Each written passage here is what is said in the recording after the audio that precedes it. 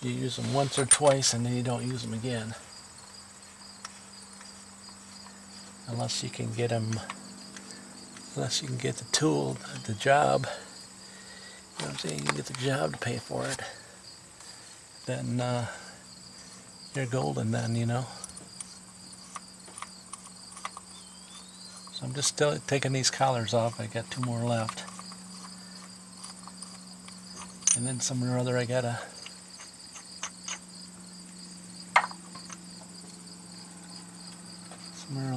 take and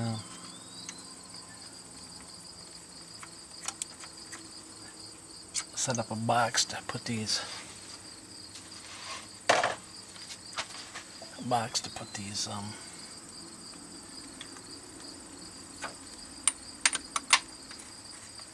or if I can get a plastic box with different drawers in it, I might be able to use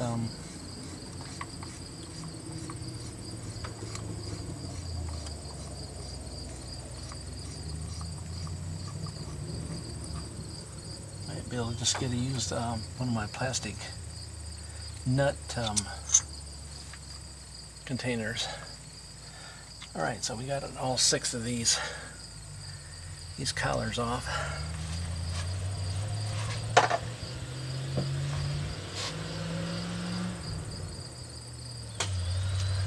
No, not enough setup to remove these guys with. There goes a good running thing. That's how you pull them out. Right there, you just pull them out like that. And there's a ball and a check.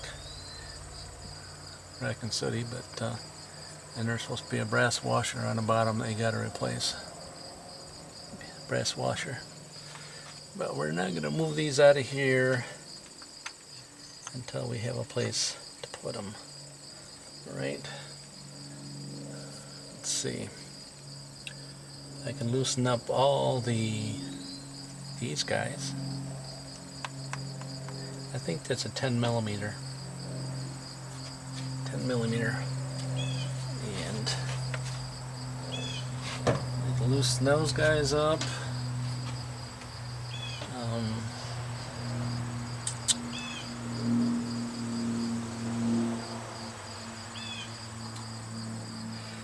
Got that line back in there already taken care of.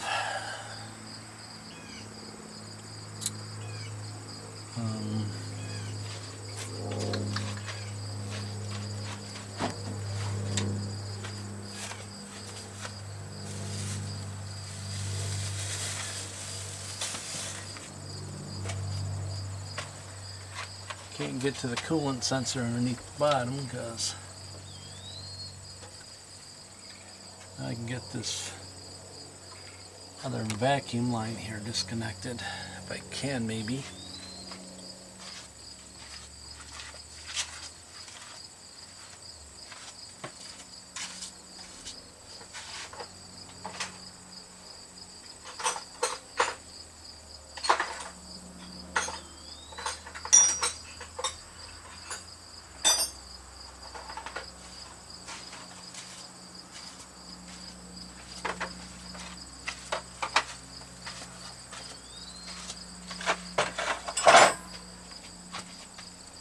Be a 7/16. Nope. Bigger than that.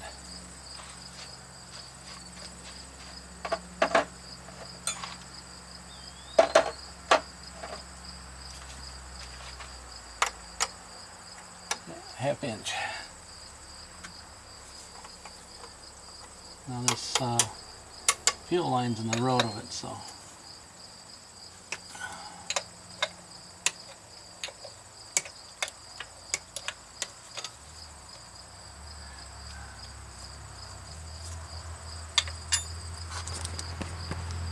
Told to remove any kind of brass fittings or any connectors on this head that are on it, mainly because if it goes to the machine shop, either they break them or they take them out and lose them, then you won't have it. Then you'll be hunting around trying to find another one. So it's recommended to take all that stuff off. And of course, mark it so you know where you got it from. Alright.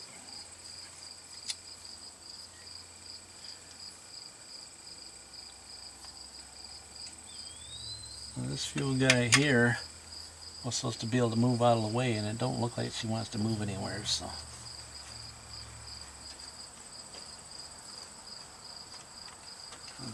The guy that did the video that I kind of watched,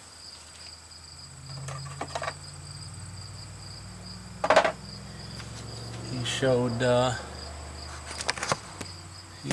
this thing being pushed back, but I don't think so.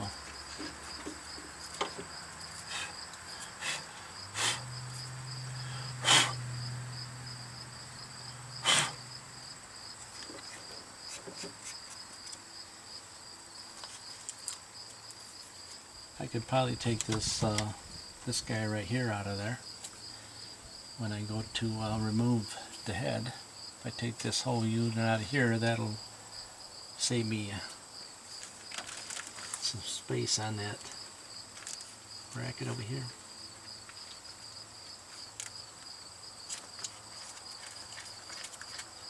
This is some sort of hanger for something here that doesn't seem to want to move. So I'm going to try to loosen up that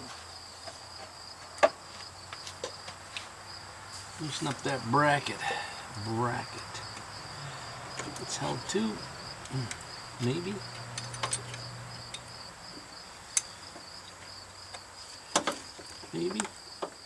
Maybe not. Maybe I have to put that bolt back in there. She don't want to move very good.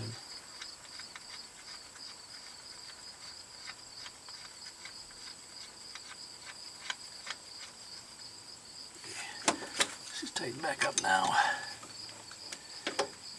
There we go. I think that kind of goes for this fuel thing over here. Not exactly sure. I know when I just took that out, just made it looser. Oop.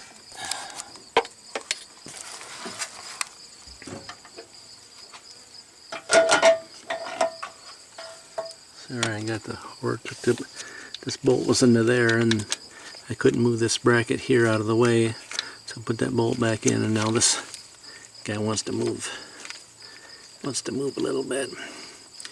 I'm not sure what he's hooked to either. Support for something. I'll be able to show you once we get all this cylinder head off of here. But that's that. That guy's out of there. And that whole thing loosens up, so if I take this nut out of here.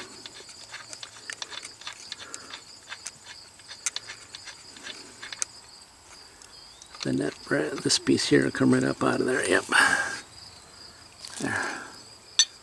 I'm going to put that back in there because the cylinder head is kind of heavy, so we're going to need it to have it in there. So, alright. So leave it right in there. And it still doesn't move all the way very good. This guy said that will move way over, but I don't think so. Not bending it. This is a bleeder screw, so I might end up taking this nut loose here. But I don't have anything to cap it off with. And it runs all the way over to the side of this P-pump. The P-pump, I think. They call it a P-pump. But it won't move. This P-pump's bolted on big time. So I don't know if I get that brass fitting off now or when I get the head off. These are all been on here. So we're just going to screw this right in this bracket. And we're just going to put it right in the box. Now considering it's for the fuel stuff, we're going to put it with the fuel nozzles and bolts and stuff. Alright? All right.